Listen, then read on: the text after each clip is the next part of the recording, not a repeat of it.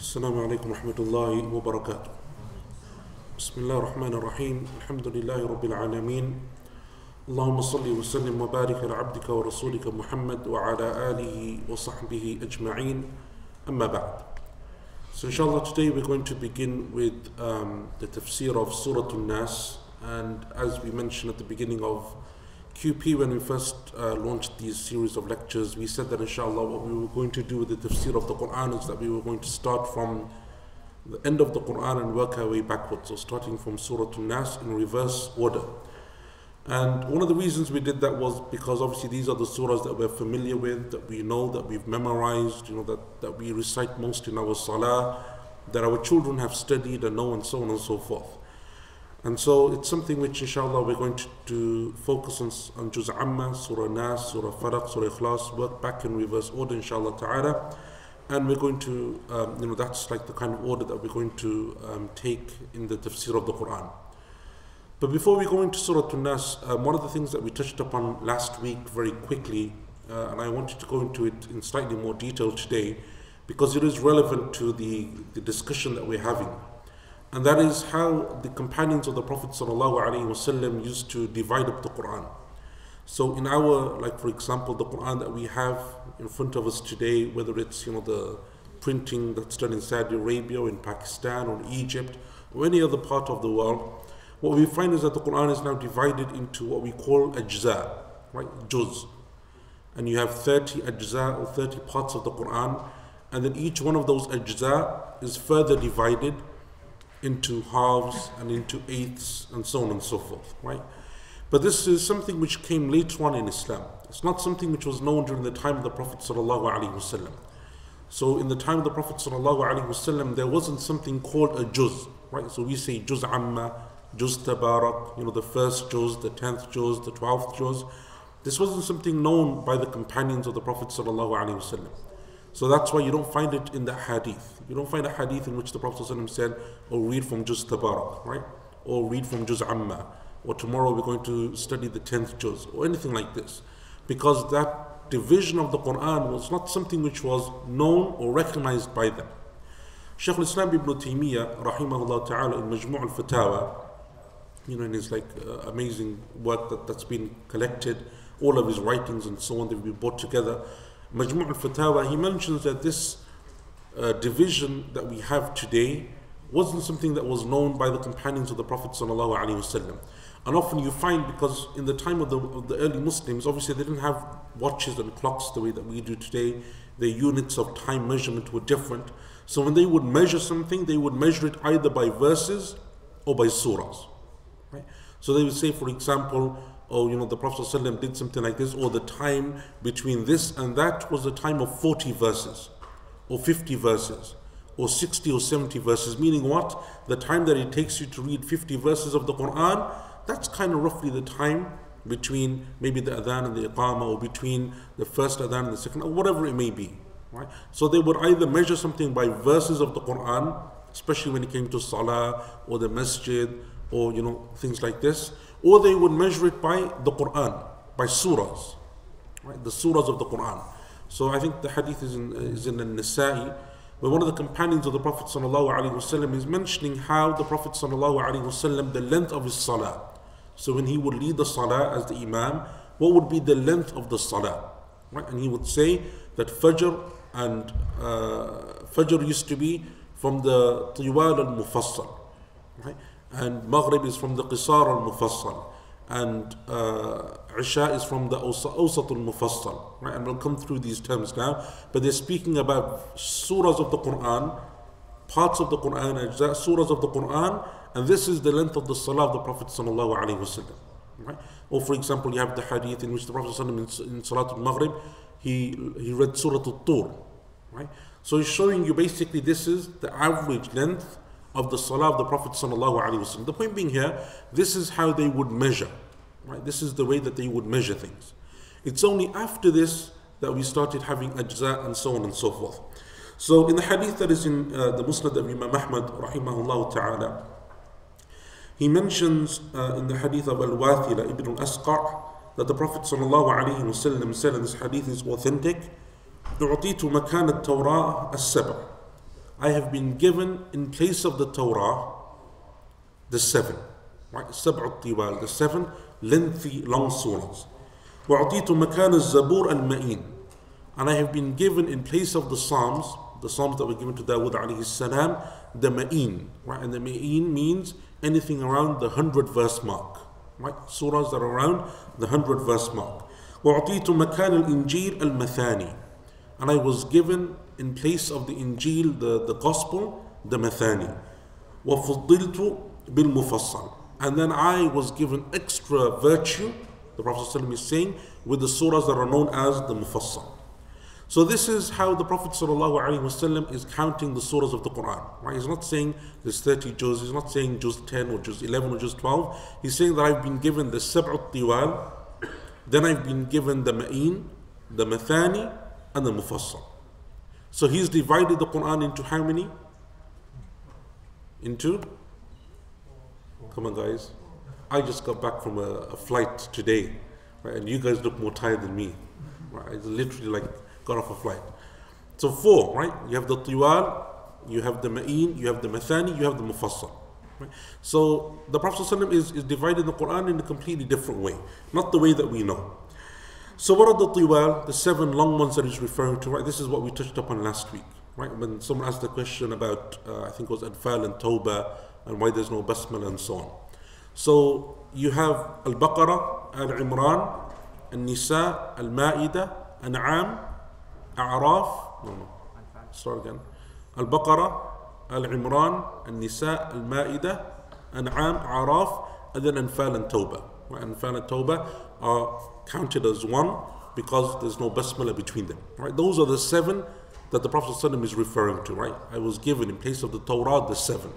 These are the 7 long surahs. They're also called the Sab'ut Tiwal, the 7 lengthy surahs. Right? And they take you across like a third of the Quran. Once you finish Tawbah, you've completed a third of the Quran. Those are the 7 long surahs. And then he mentions after that the Ma'in. The Ma'in are the surahs come from Mi'ah, right? It's the plural of the word Mi'ah. Mi'ah means 100. So anything around the 100 verse mark is considered in the surahs that are known as Al-Ma'in, right? And that's like probably the next 7, 8 juz, right? So surahs that like go around the 100 verses, slightly below, slightly over, around the 100 verse mark. These are known as the surahs that are Al-Ma'in. And then you have the surahs that are known as Al-Mathani. And Al-Mathani, according to Ibn Abbas radiallahu anhu and others, they said that Al-Mathani refers to the surahs that mention both stories and rulings. Mathani means dual, right? Dual. Mention both stories and they mention rulings. So these are the surahs that you have all the way up to you start the Mufassal. These are the surahs that have both, right? The Mathani, they speak about stories of the prophets, parables, so on and so forth, but at the same time they give you rulings, do's and don'ts, halal and haram, and so on and so forth. And then you come to Al-Mufassal. And Imam Al-Bayhaqi rahimahullah, he kind of says that the Mufassal are of 3 types. So this is the hadith that I was referring to in Sunan al-Nasa'i, right? But the companion is saying this is how long the Prophet ﷺ used to read the Quran. So the Mathani or the Mufassal begin with Surah Qaf, and some scholars said Surah Hujurat. Basically the end of the 26th juz of the Quran in our common division and understanding of the Quran. It is the end of the 26th juz of the Quran.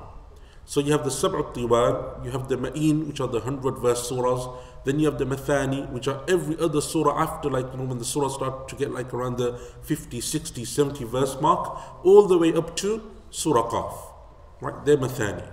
When you come to Surah Qaf, all the way to Surah Nas, now you have what is known as the Mufassal.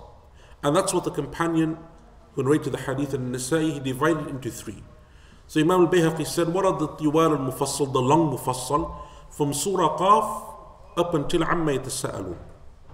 So these types of surahs, that length of surah, is the type of surah that the Prophet ﷺ would lead Salatul Fajr with. Right? So you're looking at 2 pages, 2.5 pages, maybe just short of 3 pages. These are the surahs of the Quran that he would lead in Salatul Fajr. And then you have the next one, which is the middle Mufassal, and that takes you from Amma Yatasa'alun, which is the beginning of the 30th juz, until Surah Al-Duha. And those are the surahs or the lengths roughly of Salatul Isha. Right, like Amma Yatasa'alun, like sometimes إذا الشمس كورت عبس وتولى مطففين غاشية أعلى فجر balad, these types of surahs. And obviously the Prophet doesn't always stick to this. Sometimes it's longer, sometimes it's shorter. This is like an average measurement of his salah. And then you have the qisar al-mufassal, which are the short mufassal surahs. And by the way, mufassal means what? Kathratul fasl. Right? There's many startings and endings, meaning that the basmala comes often in these surahs, meaning that they're very short. Right? From Surah Qaf onwards, every page, 2 pages, you have a new surah begin. Right? So they're called mufassal, meaning that there's lots of starts in them. Right? So they're very short surahs, you're constantly starting a new surah. The qisar al-mufassal, the short mufassal, therefore, are from Surah al-Duha until, obviously, Surah al-Nas, right? Until the end of the Quran. And those are the surahs that the Prophet ﷺ would read, or the length of which he would read in Salatul Maghrib. Another interesting point that you take from this also is that generally when the Prophet ﷺ would lead a salah, like many or the majority of the narrations that speak about his salah, they speak about him reading surahs and not verses, not passages, not a group of verses. They speak about him starting and finishing a surah. Right? And Ibn Taymiyyah rahimahullah, he says that the reason for this is because when you stop halfway, you're always obviously breaking the meaning of the surah. Right? The surah was meant to be read and taken in its entirety. And obviously that's not a wajib, like today it's very common to read verses from here and verses from there. There's nothing wrong, it's not haram. But he said that this wasn't the way that the Prophet ﷺ would lead the salah or read his own Quran. He would take it a surah at a time. Right? So even though those ahadith that speak about his Qiyamul Layl, when he would stand in the night and he would offer salah, you hear him reading Al-Baqarah, right? And Ali Imran. You don't hear, he would read half of Baqarah. Or he read 100 verses of Baqarah. He would finish Al-Baqarah and Ali Imran and An-Nisa. He would take surahs in their entirety. And this is how the Prophet ﷺ used to take the Quran and read the Quran. Right? Even though it's allowed to take less, because we know, for example, the hadith of Ibn Mas'ud radiallahu anh, that the companions would take how many verses at a time? 10, right? They would take 10 verses at a time, which shows you therefore for study and for other purposes and learning, it's allowed for you to take, and you don't have to finish the whole surah.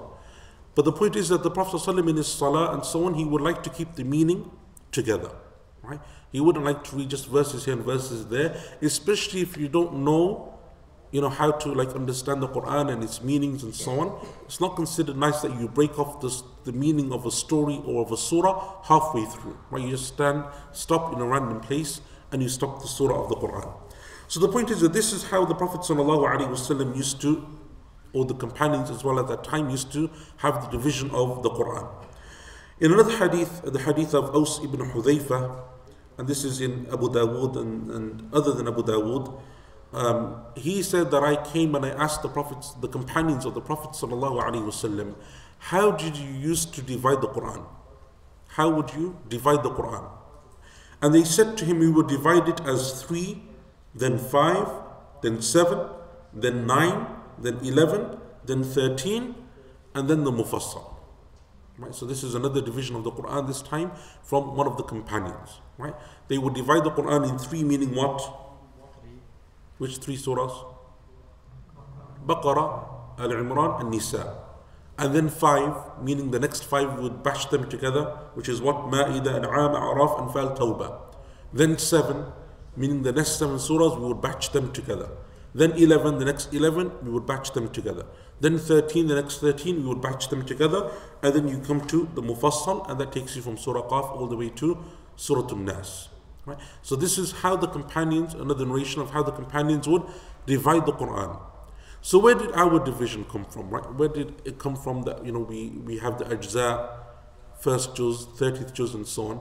It said that this started, Ibn Taymiyyah rahimahullah and other scholars, they say that it started in the time of Al-Hajjaj, Hajjaj ibn Yusuf. Al-Hajjaj, I'm sure it's a name that you're probably familiar with or you've heard of or come across. Al-Hajjaj was one of the governors of the Umayyad dynasty.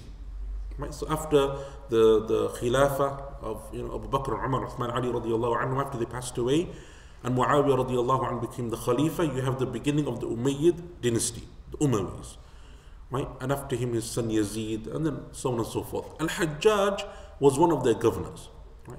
Al-Hajjaj, if you look through the books of history, Ibn Kathir speaks about him and Al-Dhahabi and others, one thing that he was known for was, he was known for his brutality. and he was known for his oppression, and he was known for his transgression.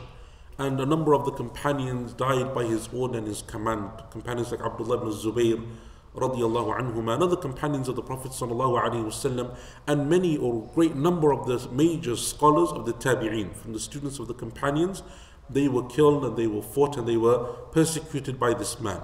But at the same time, he did some good, right? Which shows you that there is always a balance between the two. Even like people who do a lot of oppression and transgression can do some good, right? And they can have some hasanat, some good deeds to their names. One of the things that he was known for was his inaya and his care for the Quran and his love for the Quran and trying to get people to understand the Quran and so on and so forth. And this is an important point that we need to mention, especially in the time that we live in today.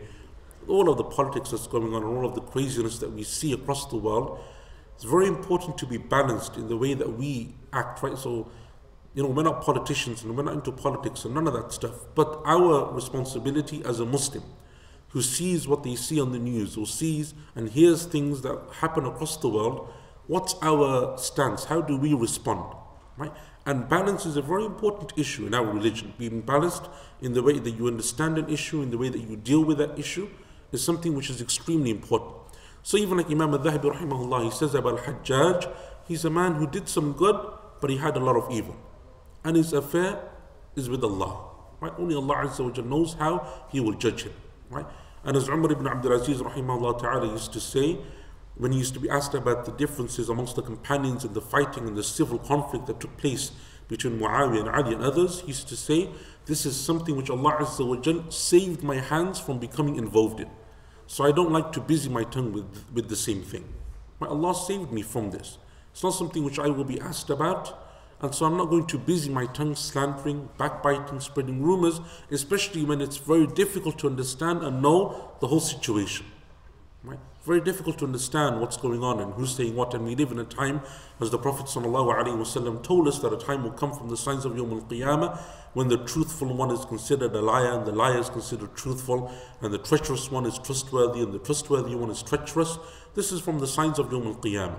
It's very important to be careful in the way that you deal with these issues and the things that come out from your tongue and the way that you deal with these, because they're complex issues and they require nuance and understanding and so on and so forth. And so it's important to be very careful, because Allah Azza wa Jal will hold us to account for every single thing that we say, every single thing that we do, every single thing that comes out from our tongues. Allah Azza wa Jal will hold us to account for it. Why we said it, based on what were the consequences of our actions and our words and our statements. And so this is something that we need to bear in mind. So the point here is that Al-Hajjaj, it is said, he was the one who began this, right? And Ibn Taymiyyah rahimahullah in his Majmu' al-Fatawa, he says that it's said that Al-Hajjaj began this, or it happened during the time of Al-Hajjaj, when he was the governor. And it began from Iraq, and from there it spread across the Muslim world. And Ibn Taymiyyah rahimahullah says that at the beginning it wasn't known in Medina, or in Mecca, or in other parts of the Muslim world, that they would divide the Quran in this way. Right? That they would divide the Quran into juz and ruba and hizb, all of these terminologies that we have today in the division of the Quran. When you look at the Quran and you see those stars and those symbols in the margin, those are things which came after the time of the companions of the Prophet ﷺ.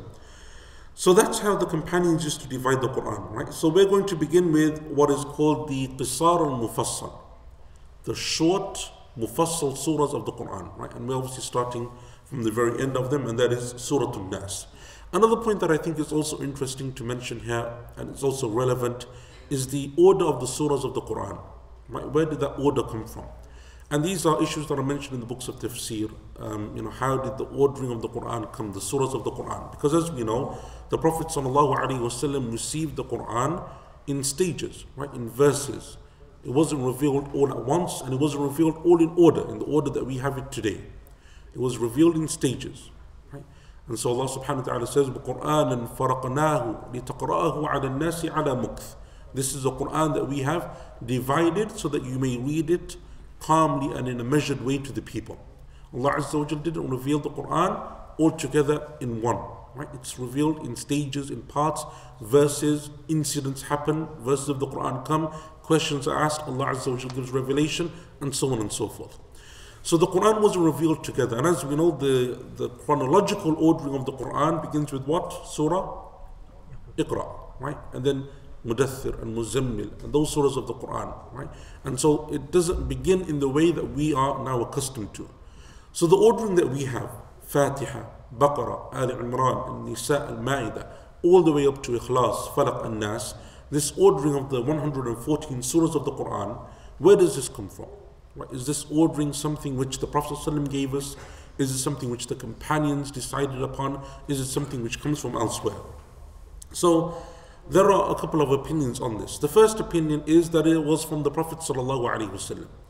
That the Prophet ﷺ is the one who set the order of the surahs of the Quran. And so even though he received the Quran in a different order, and verses were not revealed, like surahs were not revealed in their entirety, but you would have verses from this surah and verses from that surah. But by the end of the life of the Prophet ﷺ, when all of the Quran had been revealed, and in his final readings of the Quran with Jibreel alayhi salam, because as we know, Jibreel alayhi salam would come every Ramadan and he would revise the Quran with the Prophet ﷺ. And in the year that he passed away, he came twice in Ramadan to revise the whole Quran with the Prophet ﷺ. By the time that took place, the Quran had finished its revelation. And so therefore, every surah was read in its correct order, every verse was placed in its correct place. Right? This verse belongs in this surah, at this place, and so on and so forth. And it is that reading which then came to the companions. They took that as their final reading, and that's where it continued from. So when Abu Bakr radiallahu anh came to compile the Quran into book form, into Mus'haf, and then Uthman radiallahu anh did the same thing, and he wrote it and whatever, and he spread it across the Muslim world, it became an issue of ijma'. The companions agreed unanimously that this was how the Quran is ordered. Right? It begins from Fatiha, ends with Surah Nas, and this is the order in which it's done. This is the opinion of a number of the scholars of Islam, and they have a number of proofs for this as well. From those proofs are the hadith that we mentioned before, in terms of how the Prophet ﷺ and the companions used to divide the Quran. Right? So when the Prophet ﷺ says that you have the sab'u tiwal, then you have the ma'in, then you have the mathani, then you have the mufassal, or the other hadith that the companions used to count it as 3 and then 5 and then 7 and 9 and 11 and 13, it means that there was a well-known set order amongst the Muslims during that time. Right?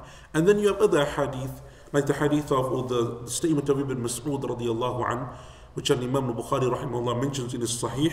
He says, Surah Al-Isra, Al-Kahf, Maryam, Taha, Anbiya, these were from the early revelations. Right? They were from the early revelations, and he mentions them in order, meaning that the companions were familiar with an order of the surahs of the Quran. Right? And obviously then you have the ijma' of the companions, that all of them agreed that this is how the Quran would be ordered, beginning from Fatiha to Surah Nas. Another group of scholars said that the order of the surahs of the Quran was something that the companions did. So when the Prophet ﷺ passed away, there was no set order of the Quran. The Quran was revealed, and the verses of the surah were revealed in order. They were placed in order, but the order of the surahs of the Quran wasn't something which he left, but rather it was something which the companions themselves agreed upon in the time of Uthman radiallahu anh, and so it became an issue of ijma'. Right? And the reason why they say this is because, for example, you have narrations from some companions about some surahs, like Ibn Abbas radiallahu anhu, Ibn Mas'ud radiallahu anh, and we'll mention this because it's kind of got to do with Surah Nas. Like Ibn Mas'ud wouldn't consider, or he wouldn't write Surah Faraq and Surah Nas as being from the Quran, and he would say rather they are du'as, seeking refuge and protection from Allah. Right? And we'll come into this as a whole discussion about his view and his opinion. If you go to the books of Tafsir in Surah Nas and Surah Falaq, the Mu'awwidhatain, these two last surahs of the Quran, Ibn Mas'ud radiallahu anh has a view that is only to him. Right? He's the only one known to have taken this view, and the scholars differ, is it authentic, not authentic, whatever. And we'll discuss that inshallah when we come to that point. Or you have the statement of Ibn Abbas radiallahu anhuma and some of the other companions about Surah Anfal and Tawbah, because there's no basmala, is it one surah, is it not one, is it two surahs, and so on, right? So there's some difference of opinion. Some of the scholars said, therefore, this wasn't something which was known at the time of the companions, at the time of the Prophet ﷺ in terms of the order of the surahs, but rather it's something that the companions themselves agreed upon, and it became an issue of ijma'. And obviously, as you know, ijma', consensus of the Muslim scholars, is one of the strongest sources of legislation in this sharia. Right? It is extremely strong because the Prophet ﷺ said, لا تجتمع أمتي على ضلالة. My ummah will never unite upon misguidance. So when the ummah unites upon something, then it is something which Allah subhanahu wa ta'ala wants it to unite upon, and it is something which is good, because all of the scholars of the ummah cannot unite upon misguidance, right? Upon something which is wrong. So therefore, and then there are other, like some of the other opinions say, some of the Quran surahs were told to us in order, like Fatiha and Al Imran and so on, and then other surahs were not, like Anfal and Tawbah, right? And so that opinion tries to merge between the former two opinions. And the strongest of those opinions, and Allah Azza wa Jalla knows best, is that it was that the order of the surahs of the Quran were mentioned by the Prophet sallallahu alaihi wasallam. And so the ordering that we have today of the surahs of the Quran is something which was established by the Prophet sallallahu alaihi wasallam from Surah Fatiha until Surah An-Nas, right? And there are, even like logically when you look at this, you have, for example, if the companions were going to do something like order the surahs of the Quran, why not then do it chronologically? Right? Why not do it in another way? This ordering of the surahs of the Quran is very unique.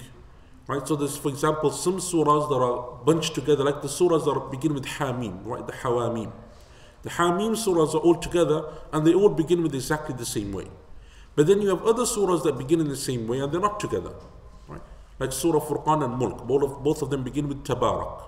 Right? Tabarak alladhi Tabarak. Right? And then you have, for example, surahs that begin with Alhamdulillah. Right? Like Surah Fatiha, Surah An'am, Fatir, Saba. All of them begin in the same way, but they're spread out throughout the Quran, right? Even the surahs that begin with Sabbaha Lillah, right? You have in the middle of them, إِذَا جَاءَكَ الْمُنَافِقُونَ, right?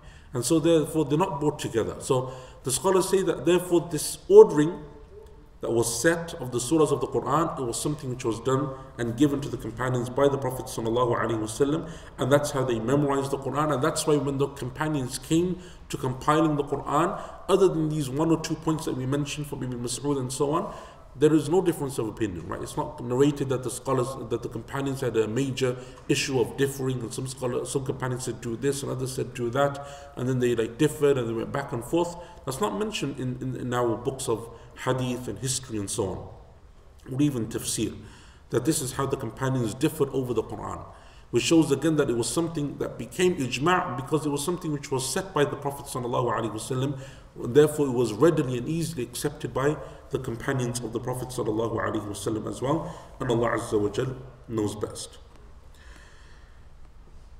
The next issue that I wanted to also mention in relation to Surah An-Nas is whether it's a surah that is Makki or Madani, right? And the reason why I mention this is because it is an issue of difference of opinion amongst the scholars as to whether Surah An-Nas is a Makki surah or a Madani surah. But before we go into that, obviously, therefore, we have to define what is a Makki surah and what is a Madani surah. So the Quran is divided into two types of surahs, right? Makki and Madani. Makki revelation and Madani revelation. And the Makki and Madani, the scholars have different ways of categorizing them into those two. Some of them looked at it as a time issue. Others saw it as being a place issue, location issue. And other scholars said that it is to do with the sentence structure and the eloquence of the Quran. Right? So those scholars, for example, who said that it is to do with time, the Makki and Madani surahs, they said that anything that was revealed before the Hijrah is Makki, and anything post-Hijrah is Madani. So anything revealed before the Hijrah of the Prophet ﷺ from Mecca to Medina, wherever it was revealed, whether it was revealed in Mecca, Medina, anywhere, but it's before the Hijrah, is considered to be a Makki surah.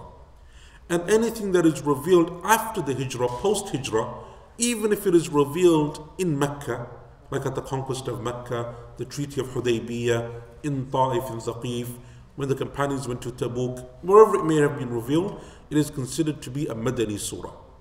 Right? That's the first understanding of some of the scholars. Other scholars said, no, the way that we categorize it is to do literally with the names, right? With place and location. So Makki surahs are what was revealed in Mecca. and what's surrounding Mecca, like Arafah, Mina, Muzdalifah, the areas that surround Mecca. And Madani surahs are what were revealed in the city of Medina and what is surrounding Medina. Right? Now obviously that brings an issue, and the issue is, then what about those surahs that were revealed half and half, or for example they were revealed neither in Mecca nor in Medina? They were revealed in Tabuk, right? Or they were revealed, like somewhere which is quite far away from either of the two. Which one do they fall in? Yet other scholars, the third categorization of the Mecca and Madani is to do with the verses themselves and the eloquence, right? Because we know that the Mecca surahs are what? Short, poetic, they have a rhythm in the way that they end. There's a certain structure to them, and they focus on issues of Iman, issues of hellfire, death, paradise, qiyamah, those types of issues. Whereas the Madani surahs are longer, the verses are longer, they speak more about like punishments and more about halal and haram, more about laws, prohibitions, commandments, and so they take on a completely different structure. So they said that if the Makki surah follows the Makki kind of outline, if it follows the Makki type of structure and so on, then it becomes a Makki surah. And if it follows the Madani structure, it's a long surah, it's long verses, speaks about punishments and laws and so on, then it becomes a Madani surah. Right? So, and the stronger opinion Allah Azza wa Jalla knows best, and the one that like most scholars now have considered to be like the way that you categorize this, is that it's to do with timing. Pre-Hijrah is considered to be Madani, post-Hijrah is considered, pre-Hijrah is considered to be Makki, post-Hijrah is considered to be Madani. Right? And the reason why I mention this here is because it comes down to the central issue of, two issues. Number one is, was there a cause of revelation for Surah An-Nas? Was there a reason why Surah An-Nas was revealed? And number two, when was it revealed? Was it revealed in Mecca, meaning before Hijrah, is it a Makki surah, or post-Hijrah, and therefore he makes it a Madani surah? The issue of the cause of revelation of this surah comes down to a number of narrations. And there is a difference of opinion, right? So you have a whole body of scholars that says that the surah is a Makki surah, and you have a whole body of scholars and companions who said that it is a Madani surah. Right? And the reason why they differ is because it kind of comes down to the issues that we just mentioned in terms of how you categorize. So those are the scholars who said that it's a Makki surah. They said that, for example, it follows the Makki structure in terms of its eloquence. They're short surahs, they're rhythmic in the way that they end. They all end with Nas, and so therefore it fits the structure of a Makki surah, so therefore it was revealed in Mecca. Other scholars said no, it was revealed in Medina. And it kind of comes down to the cause of revelation, and that is that the cause of revelation, and the scholars differ. Was there a cause of revelation?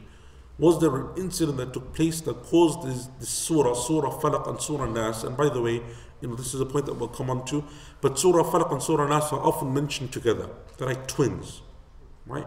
And they're both called Mu'awwidhatain, the two surahs that give you protection and shelter and refuge, right? Because both of them begin with Qul A'udhu.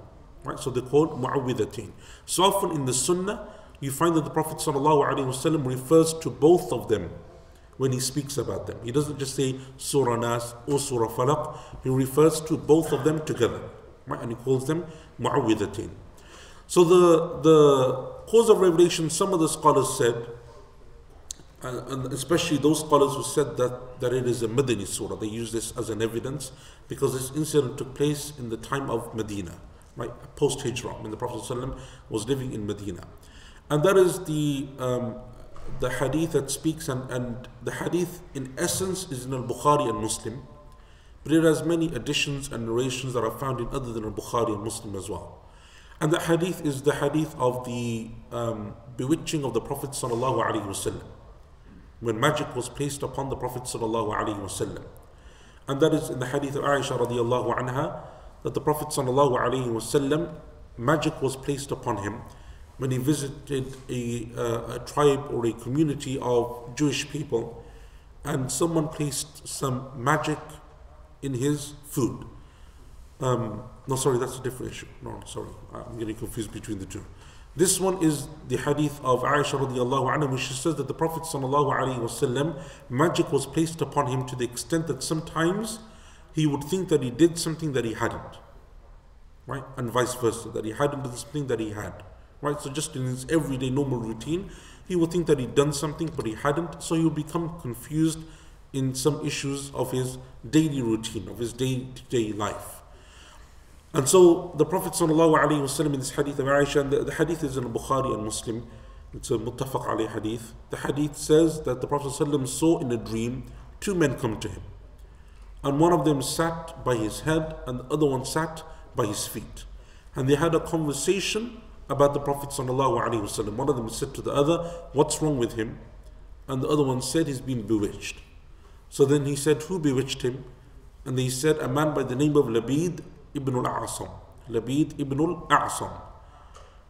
How did he do it? He took some hair on a comb that the Prophet ﷺ was using, and he placed his incantations and his magic upon it, and he buried it in such and such a place, in such and such a well. He dug it and he left it there. So when the Prophet ﷺ woke up, he said to Aisha radiallahu anha, "I think that Allah subhanahu wa ta'ala has given me the cure." And he sent a couple of the companions to go and find this place that he heard in his dream. And they found the magic that had been placed, right? Because black magic is done in that way that the remnants of a person has taken his blood, hair, nails, and so on. And that's why the Prophet ﷺ used to tell us that when you take off your hair, your nails, if you're getting cupped and blood is coming out, you dispose of it properly, right? You don't just leave it around anywhere. And so the Prophet ﷺ, some of his hair was taken on a comb and magic was placed upon it. And so the Prophet ﷺ was cured because he found it, and in one narration it said that he read upon it Surah Falaq and Surah Nas.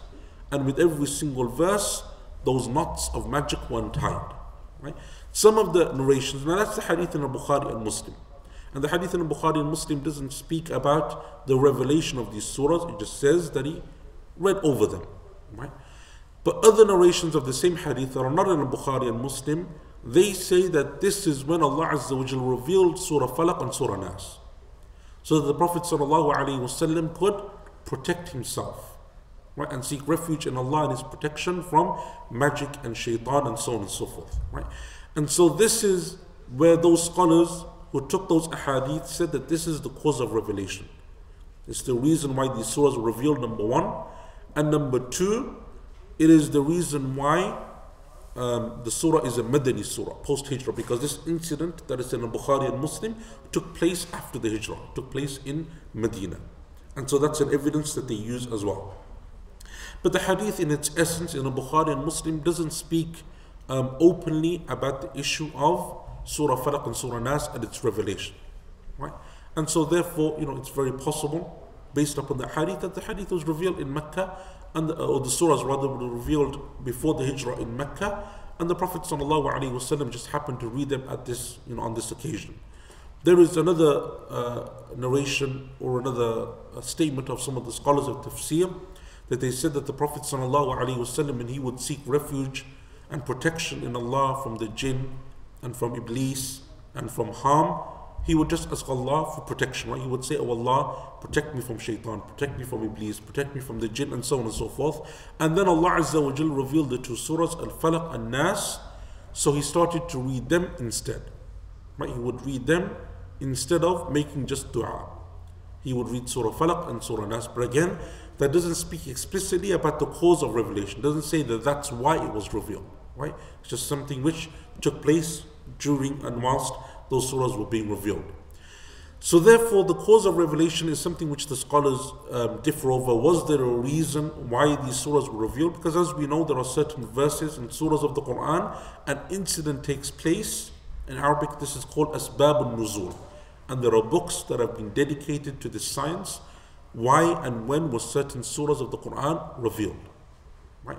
And we'll mention it in Surah Ikhlas, we'll mention it with Surah Al-Kafirun, other surahs of the Quran, right, where the scholars, and it's mentioned in the books of Hadith and Tafsir, this is the cause of revelation. Right? Surah Kahf, many surahs of the Quran, right? So Surah Al-Kahf, which is probably one of the more famous ones, that some of the people of Quraysh, when they wanted to combat the da'wah of the Prophet ﷺ and the Quran and so on, they said to one another that this is something new to us, we don't understand revelation. But the Jews of Medina understand because they're people of scripture. They have a Torah. They claim that prophets came to them. They claim that they had revelation. So why don't we go and ask them about questions that only a prophet would know.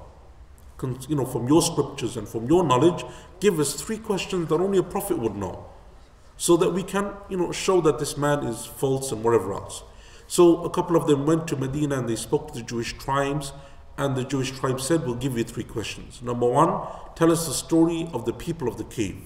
Number 2, tell us the story of the king who conquered the east and the west. And number 3, tell us about the spirit, the ruh. What is the reality of the spirit? And so they came back and they asked the Prophet ﷺ, and so Allah Azza wa Jal revealed Surah Al-Kahf. You have the story of the people of the cave, Ashab al-Kahf. You have the story of Dhul Qarnayn, who is the king that conquered the east and the west. And in Surah Al-Isra, Allah Azza wa Jal says, وَيَسْأَلُونَكَ عَنِ الرُّوحِ قُلِ الرُّوحُ مِنْ أَمْرِ رَبِّي وَمَا أُوتِيتُم مِّنَ الْعِلْمِ إِلَّا قَلِيلًا. They ask you concerning the spirit and the soul. Say that it is from the knowledge of my Lord, the affair of my Lord, and you have been given very little of that knowledge. Right? And so again, this is something which is considered to be asbab al-nuzul. So Surah Al-Falaq, Surah Al-Nas is something which the scholars differ over. Does it have a cause of revelation or not? The ones who say, or the scholars who say that it does, they point to these ahadith. Right? And those ahadith that mention explicitly that Surah Falaq and Surah Nas were revealed because of the story of Labid ibn al-Asam and the magic and so on. The narration that is in Bukhari and Muslim, as we said, doesn't speak about that explicitly. There are other narrations that do, and the scholars differed over their authenticity. Right? Some of them said that it is authentic, others said that it is not authentic. I think Shaykh Al-Albani rahimahullah said that it is authentic, one of them. Others said that it is not. And so it is an issue of difference of opinion, and Allah Azza wa Jal knows best. Right? However, there are other narrations that don't speak about a cause of revelation, but that do speak about the surah being a Madani surah. Right? Being a Madani surah, meaning post-Hijrah. You have 2 hadith. One is the hadith of Uqba ibn Amir radiyallahu an, which is in Sahih Muslim. And the other one is the hadith of Abu Sa'id al-Khudri radiyallahu an. And in both of them, they're very similar. The Prophet ﷺ said that I have been given verses this night, or revelation has come to me this night, or 2 surahs have been revealed to me this night that I have never been given anything similar to them before. Surah Al-Falaq and Surah Al-Nas. Right? Verses that have been revealed to me that are unique. I have never been given anything similar to them before. And then he read Surah Al-Falaq and Surah Al-Nas. The scholars say, why are these ahadith, or why does this hadith show that these 2 surahs are Madani post-Hijrah surahs? Because of the narrators, the companions. Uqba ibn Amir was a companion who accepted Islam post-Hijrah, and he's narrating the hadith. And Abu Sa'id al-Khudri radiyallahu an is from the young companions of the Ansar. Like Anas ibn Malik is from the young companions of the Ansar, from that age group, and therefore he only became a companion of the Prophet ﷺ after the Hijrah, when the Prophet ﷺ moved to Medina. And so the scholars say, because of these 2 hadith, both of them narrated by companions who only became Muslim, only became companions post-Hijrah, the surah is a Madani surah, and Allah subhanahu wa ta'ala knows best. This is a surah which has many virtues, right, and is mentioned many times in the Sunnah in terms of its virtues, and it is recommended that it is a surah that it is read after Salah and when you wake up and from the morning and evening adhkar and so on. Ibn al-Qayyim rahimahullah in his tafsir, Ibn al-Qayyim rahimahullah, he says that these 2 surahs give you protection, meaning Surah Falaq and Surah Nas, they give you protection from every type of evil. Every single type of evil they give you protection from. Hidden and apparent, every type of evil. And they do it with the most eloquent, most comprehensive, and most powerful words and statements. So these are 2 surahs that give you protection from everything. Because Surah Al-Nas, as we said before, it speaks about the hidden dangers and the hidden evil. And Surah Al-Falaq speaks about open and apparent evil. So he says that they give you protection from every evil in the most comprehensive and in the most eloquent of ways and forms. And that's why the Prophet ﷺ used to tell us to read the Mu'awwidhatain after every Salah. So when you're making your adhkar after Salah, it is from the Sunnah to read Surah Al-Falaq and Surah Al-Nas from those adhkar. In the hadith that is in Abu Dawood, the hadith of Uqba ibn Amir radiyallahu anh, he said that the Prophet ﷺ commanded me to read Al-Falaq and Al-Nas after every single congregational prayer, every single obligatory prayer. Dubura kulli salah, after every single prayer. Likewise, the Prophet ﷺ told us that it's a surah that we should read in the morning and the evening 3 times. So from your azkar of the morning and the evening is to read this surah 3 times, right? And some of the scholars said, after your Fajr Salah, after your Maghrib Salah, you can read it then 3 times instead of 1, and it becomes part of the azkar. And that is because the hadith of Abdullah ibn Khubayb, that he said that I came out to the Prophet ﷺ on a night that was extremely dark and it was raining. And the Prophet ﷺ said to me, read, right, or speak, say, qul, say. And I said to him, what should I say? So he said to me a second time, say. And I said to him, what should I say? And he said a third time, say. And then he said to me, say, قُلْ هُوَ اللَّهُ أَحَدٌ قُلْ أَعُوذُ بِرَبِّ الْفَلَقِ قُلْ أَعُوذُ بِرَبِّ النَّاسِ 3 times in the morning and 3 times in the evening. They will protect you from every evil. And this hadith is in Sunan al-Tirmidhi. So read Ikhlas, Falaq and Nas 3 times in the morning, 3 times in the evening. They will protect you from every evil. And likewise, at the time of sleeping, the Prophet ﷺ, in the hadith of Aisha radiallahu anha, she says that the Prophet ﷺ, if he came to his bed in the night, he would put his hands together and he would read, and then he would blow in them, and he would read قُلْ أَعُوذُ بِرَبِّ الْفَلَقِ قُلْ أَعُوذُ بِرَبِّ النَّاسِ قُلْ هُوَ اللَّهُ أَحَدٌ, and he would blow over himself 3 times, and he would wipe his face and his body. Right? And this hadith is in Sahih al-Bukhari. So the Prophet ﷺ, before going to sleep, he would clasp his or bring his hands together, read, blow in them, and then wipe over his body and his face, and he would read the 3 surahs, Ikhlas, Falaq and Nas, and this is in al-Bukhari and Muslim. And also at times of pain and illness. The hadith that's also in the Bukhari of Aisha radiallahu anha, that the Prophet ﷺ, if he became ill or he experienced pain, he would read the Mu'awwidhateen. He would read Surah Falaq and he would read Surah An-Nas, and then he would wipe over that part of his body in which he was experiencing illness or he was experiencing pain. Right? And there are other hadith that speak about the virtues of these three surahs and 2 surahs, Surah Falaq and Surah An-Nas, and often Surah Al-Ikhlas is mentioned with them as well. Another point that's mentioned by the scholars of tafsir regarding Surah An-Nas and Surah Al-Falaq is the name. Right? The different names that are mentioned in the Sunnah and in the books of tafsir for these 2 surahs. So Surah An-Nas is known by obviously Surah An-Nas, and that's the most common name that's mentioned, right? And it's mentioned in the vast majority of the books of tafsir. It is considered and called Surah An-Nas. That's the name that it is known by. It is also known as Surah Qul A'udhu bi Rabbin Nas, right? Using the first verse, Surah Qul A'udhu bi Rabbin Nas, and this is the title that was given to it by Imam al-Bukhari rahimahullah in Sahih. When he speaks about the tafsir of this surah, he says tafsir surah Qul A'udhu bi Rabbin Nas, right? And he mentions the whole verse rather than just the word An-Nas. And it is also known as the Mu'awwidhateen, as we said, and this is Imam al-Tirmidhi mentions this in his book of hadith. He calls it the Mu'awwidhateen, and it's based upon a hadith, I think, and that is that the Prophet ﷺ said that you should read the Mu'awwidhateen after every salah, right? And he bases it upon this. Based upon this narration, he calls it the Mu'awwidhateen, and this is also a very common name that's found in the books of tafsir, that the scholars refer to these 2 surahs as the Mu'awwidhateen. Mu'awwidhateen means what? The 2 surahs that give you protection, right? From A'udhu, Mu'awwidhateen, they're the 2 surahs that give you protection and they give you shelter. Another name that is also mentioned in the books of tafsir, or some of the books of tafsir, and this one's a bit of a mouthful, Muqashqashateen. Right? Say that 5 times really fast. Muqashqashateen. Right? The qaf comes before the sheen. Right? Muqashqashateen. What does it mean? It means to free yourself, to absolve yourself. Right? To free yourself and absolve yourself.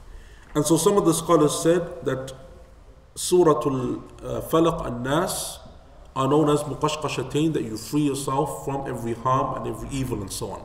However, in the books of tafsir, this name Muqashqashateen is more commonly used to refer to 2 other surahs, right? Either Anfal and Tawbah. Why Anfal and Tawbah? What do they speak about? What do they free you from? What are they absolving us from? From kufr and nifaq, right? From disbelief and hypocrisy. Or they're used to refer to Surah Al-Ikhlas and Kafirun for the same reason, because they also speak about absolving yourself from kufr and disbelief and so on, right? And so you find this in the books of tafsir that they used for these different surahs. Some of the scholars said that it is also a name that is used to refer to Surah Al-Falaq and Surah Al-Nas. And the fifth name, right? So we have Surah Nas, قُلْ أَعُوذُ بِرَبِّ النَّاسِ, مُعَوِّذَتَيْن. Say that again. Muqashqashatain. And the fifth one is you change the qaf and sheen around. Switch up. Mushaqshaqatain. Very good, mashallah. Mushaqshaqatain, right? And that's mentioned, Imam Az-Zamakhshari, As-Sakhawi, As-Suyuti, others, they say that this is also a name that is given to these two surahs. And what does that mean? It refers to eloquence, right? And it refers to the beauty of the Arabic language, the poetry of the Arabic language, and so on. And that's because these surahs are obviously very poetic in their recitation. Surah Nas finishes, all with An-Nas, and Surah Falaq always finishes with like a qalqala, right? Rabbil Falaq, min sharri ma khalaq, waqab, right? Uqad. And so it has a very nice rhythm to it. And because of that rhythm and because of the eloquence that it has, then it is also given this name, right? So those are 5 names that you find in the books of tafsir that speak about these two surahs, right? 5 names for these two surahs. So, or Surah Nas and possibly both of them. So Surah Nas, قُلْ أَعُوذُ بِرَبِّ النَّاسِ, مُعَوِّذَتَيْن, which means the 2 surahs that give you protection. Muqashqashatain, with the qaf that comes first, which means what? To absolve yourself, to free yourself. And then with the sheen that comes first, Mushaqshaqatain, and that means verses that are, or surahs that are extremely eloquent and poetic and so on. Right? You had a question? No, I was just going to say, with the thing, surely it wouldn't be just Surah Falaq, it would be Surah Falaq and Nas. Yeah, so Mu'awwidhatain is a muthanna, right? It's a dual, right? In the Arabic language, you have a singular form, dual form, and plural form. So Mu'awwidhatain, when you say Mu'awwidhatain, it refers to both Falaq and Nas, right? And that's why the hadith and the books of hadith and the books of tafsir, and when the scholars say Mu'awwidhatain, they're always referring to both surahs, not just one, right? You read both of them together, Surah Falaq and Surah An-Nas. Any other questions since we started anyway? Yeah. Yeah. The Prophet recite the surah before sleeping 3 times and blowing his hands, or recite it once and blowing his hands 3 times. Did the Prophet sallallahu alaihi wasallam? Essentially, the person saying, did the Prophet recite the surah 3 times and blowing his hand once, or recite the surah once and blowing his hand 3 times? The hadith says he would blow once, but he would wipe over his body 3 times. Yeah. So when the Prophet ﷺ, before going to sleep, he would read it once and he would blow once, and then he would wipe over his body 3 times, or maybe blow and wipe 3 times, because the hadith says he used to do that 3 times. So it's possible that he would blow and wipe 3 times. So he would blow into his hands and wipe 3 times. When reciting the 3 points before sleeping, what's the preferred method? Reciting each surah 3 times, or reciting each surah? Okay, so when you read these 3 surahs, should you read, for example, each surah 3 times? So Qul Huwallahu Ahad 3 times, then Falaq 3 times, then Nas 3 times, or do you read? Yeah, Ikhlas, Falaq, Nas, and then back Ikhlas, Falaq, Nas, Ikhlas, Falaq, Nas. I think from what I remember from my teachers doing is that they would read them 3 times each. So Ikhlas 3 times, then Falaq 3 times, then Nas 3 times. But I don't think that it's like a major issue. If someone was to do it the other way, I don't think that it would be like a major issue, inshallah, and Allah knows best. But that's what I remember from my teachers, and Allah knows best. Any other questions? تفضل. السلام ورحمة الله. طبعا ما قاعد افهم طبعا الشرح عشان كذا مقشقشة يعني مشقشقة تعني سورة الفلق والناس. نعم، هذه من أسماء السورة. أسماء السورة. من أسماء سورة الفلق والناس المعوذتين والمقشقشتين والمشقشقتين. هذه مذكورة في كتب التفسير. Anyone else? Okay. I think we'll mention one more thing, inshallah, then maybe we'll conclude rather than starting the surah. So one of the things that we mentioned earlier on is the position of Ibn Mas'ud radiyallahu anhu. Right? And Ibn Mas'ud radiyallahu anhu is narrated from him that he wouldn't consider these two surahs to be from the Quran. Right? So he wouldn't consider Surah Al-Falaq and Surah Al-Nas to be from the Quran, and this is mentioned, this narration from him is mentioned by Imam Ahmad in his Musnad, Ibn Hibban and others, that he used to say that these two surahs are for protection and refuge, and he wouldn't write them down in his Mus'haf, right, from his version of the Mus'haf, the copy that he had with him, he didn't write them down, right? And it's also reported from Imam Ahmad and Al-Bazzar and Al-Tabarani that he said something similar. You know, this is like a different narration and so on. That he, that he wouldn't write these down. So, what did the scholars say about this particular narration of Ibn Mas'ud radiyallahu anhu? There's two approaches that some of the scholars had. The first is to say that they are weak. These narrations from Ibn Mas'ud radiyallahu anhu, they are weak. So if you look at, for example, Imam Al-Razi in his Tafsir, Al-Baqillani, even Al-Imam Al-Nawawi, Ibn Hazm, you know, like a group of the scholars, they used to say that these narrations are not authentic. They're not authentic from Ibn Mas'ud, but rather they are weak, you know, they're not like authentically attributable to him.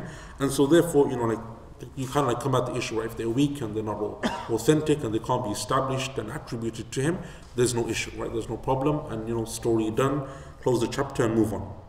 However, other scholars, and especially like some of the specialists in hadith, like Imam Ibn Hajar, rahimahullah, and others, they said no, the hadith are authentic, right? So if you look at the chain of narration, they are authentic, the narrators are authentic, that Ibn Mas'ud radiyallahu anhu, and it's not mentioned just in one hadith book, it's mentioned in multiple hadith books, and it's mentioned from multiple narrations and multiple narrators that Ibn Mas'ud radiyallahu anhu, by the way, Ibn Mas'ud, as we know, is one of the greatest companions of the Prophet sallallahu alaihi wasallam, one of the early Muslims, a major scholar amongst the companions. You know, he's not like just a young companion or someone who, you know, was with the Prophet for a year or two or three or four.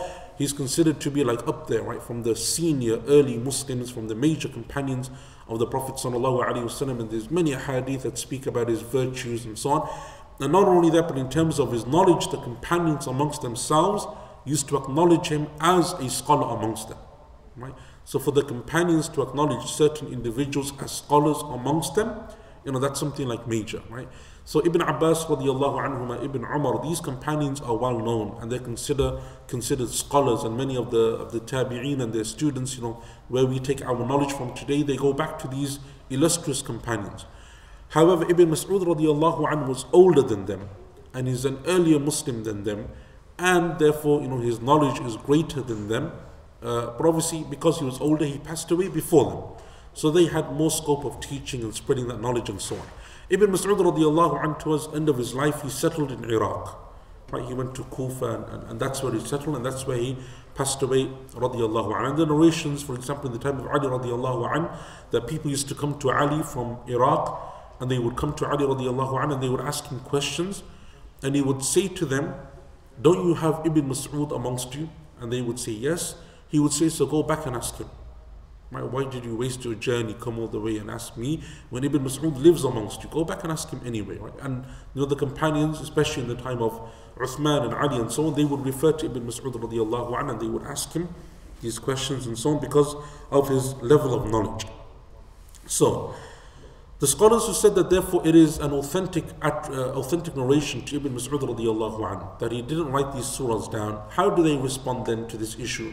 They say that there's a number of explanations. Number one is that Ibn Mas'ud didn't write them down, but that doesn't mean that he didn't consider them to be from the Quran. Right? He just didn't write them down because he considered them to be so well known and so acceptable or so accepted that he didn't need to write them down. And so he never wrote them down, not because he didn't consider them to be from the Quran, but just because it's something which he didn't feel the need to do. Right? That's like one like answer that's been given, or one way of explaining the statement of Ibn Mas'ud radiallahu anhu. And the reason why they say this is because, number one, there's a hadith, that's well known, that the Prophet ﷺ read these two surahs in his salah, right? And he, heard companions reading them and so on and so forth, which shows that it is clearly from the Quran. And it's not, possible that a companion of the stature and the knowledge and the virtue of Ibn Mas'ud radiallahu anhu would have been unaware of this, right? Although some scholars did say this, that maybe he was unaware, right? Because no one companion had all of the knowledge, no one companion was perfect, no one companion had everything. Everyone had mistakes, and there were things that even Abu Bakr radiallahu anhu didn't know during his khilaf, and he would ask companions. Umar radiallahu anhu didn't know, and other companions would come and tell him. And so therefore, no one companion had all of knowledge, right? And that's why even when the companions came to compile the Quran, there was a committee of them, right? They appointed 4 or 5 so that they would all come together and help one another. However, also from what they say, Ibn Mas'ud radiallahu anhu is one of the greatest scholars of Quran, right? So when we take our Quran and you have your sanad that goes back of the Quran to the Prophet sallallahu alaihi wasallam, one of the names in that sanad is Abdullah bin Mas'ud radiallahu anhu. So if you pick up that Quran that's printed in Medina, and if you flip to the back, and they have 2 or 3 pages in Arabic that speak about the Quran and how they, printed the Quran and the way they took it, how they made sure that it was all completely the way that it should be with no errors and mistakes. They have in there the books of Quran and Qira'at and the great Imams of Al-Kufa that we read from. So our Qira'ah that we read from is taken from an Imam by the name of Imam Asim, right? Hafs, an Asim. So we read by the Qira'ah of Hafs and Asim. Asim was from the Qurra of Kufa, and he studied from the scholars of Kufa, who eventually studied 1 or 2 generations above him. They studied with Abdullah bin Mas'ud radiallahu anhu. And in all of those qira'at and in all of those readings of the Quran, Surah Al-Falaq and Surah Al-Nas are there, right? So none of those Imams ever said, no, you finish your Surah Ikhlas and that's it, right? The Quran's over, it's done. They all mention from Ibn Mas'ud radiallahu anhu that he read Surah Falaq and Surah Nas, right? And that is something which is extremely strong in terms of evidence because it is mutawatir, right? It is something which is widely narrated to the extent that it can't have been possibly a fabrication or a lie. It is something which is mutawatir because he had hundreds of students and then thousands of students, and from generation to generation until our time today, we still have a chain of narration that goes back from us all the way to these great illustrious Imams and obviously the companions before them, such as Ibn Mas'ud radiallahu anhu. So therefore it's something which he did accept even if he chose not to write it. And as we said, the Prophet sallallahu alaihi wasallam used to read these surahs, and he heard the Prophet, there's a hadith in which the Prophet sallallahu recited these surahs in his salah as well, right? And other scholars said that this was the initial opinion of Ibn Mas'ud radiallahu anhu, and then he learned that he was mistaken and he retracted. So at the beginning he thought maybe it was just a dua, right? That the Prophet ﷺ was given a dua and he's reading it as a dua, and then he was corrected and he was told that actually no, it is part of the Quran, and he changed his opinion and he said, okay, it's from the Quran. And this is what Ibn Kathir rahimahullah mentions in his tafsir, that this was the initial opinion of Ibn Mas'ud, but then later on he changed his opinion when he realized that he was mistaken, and he came back to the opinion that all of the companions and all of the scholars have accepted. And that's why the scholars say that it was something which was it's unique to him, right? It's peculiar just to him. Even the students of Ibn Mas'ud don't accept this, and so they say therefore it shows that it was something that it was a misunderstanding, he didn't know, but once he learned and he was corrected, he retracted it, and that's why it's not been narrated. Otherwise his students would have taken it, and their students that would have carried on, there would have been for a number of generations that would have been a common opinion, and Allah subhanahu wa ta'ala knows best. I think we'll stop there inshallah. Next week bi'idhnillah ta'ala we'll actually start with the surah, because I think we've covered most of the introductory points to Surah Al-Nas. Any questions? Any? Did you say Abdullah ibn Mas'ud that he passed away in Kufa? In Iraq he passed away, yeah. I think it was Kufa, from what I remember. Or at least that's where he settled anyway, even if he passed away somewhere else. He passed away in Medina, his grave's in Baqi. during the time of Maybe, Uthman. Allah, I don't know, I don't remember. But I know like he settled for a very long time in Kufa. Most of the knowledge that is taken from the scholars of Iraq, Al-Hasan al-Basri, and the great scholars of the Tabi'een, they studied with the likes of Ibn Mas'ud radiyallahu anhu. But it is possible that he moved back to Medina, past I don't know, Allah, I don't remember. Anyone else? Anything online?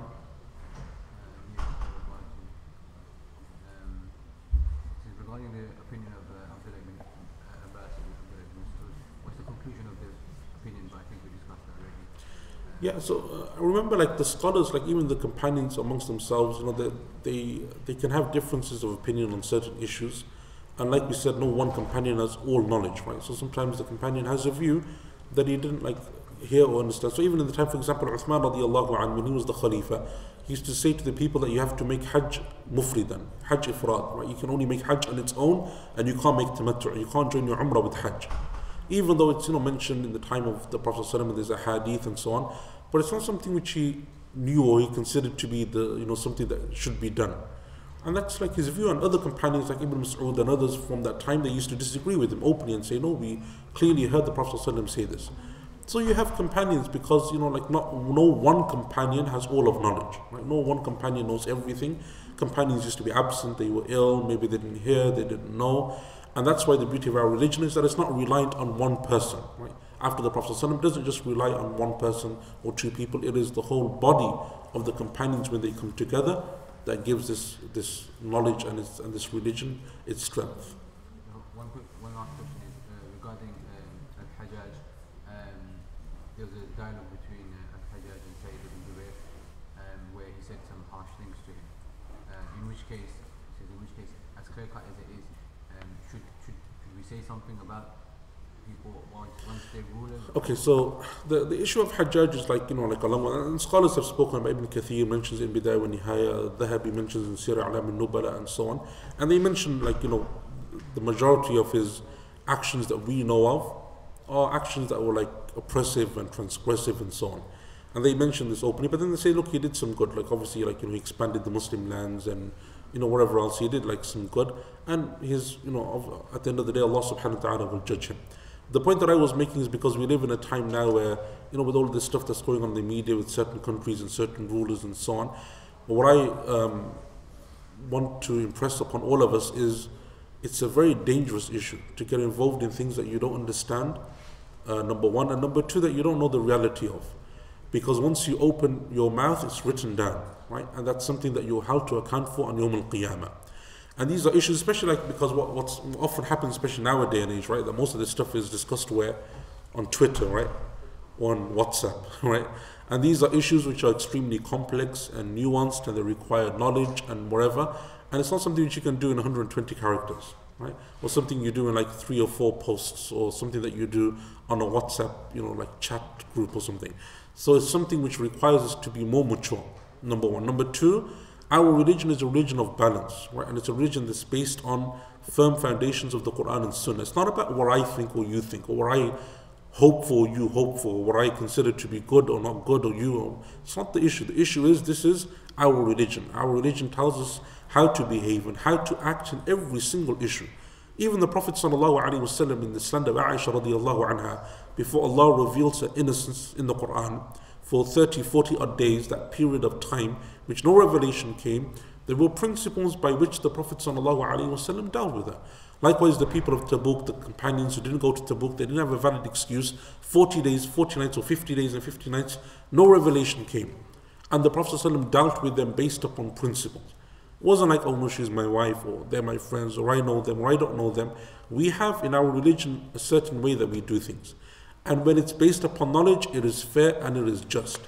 Like one of the things that they say about Hajjaj was that when he was on his deathbed, he made a dua.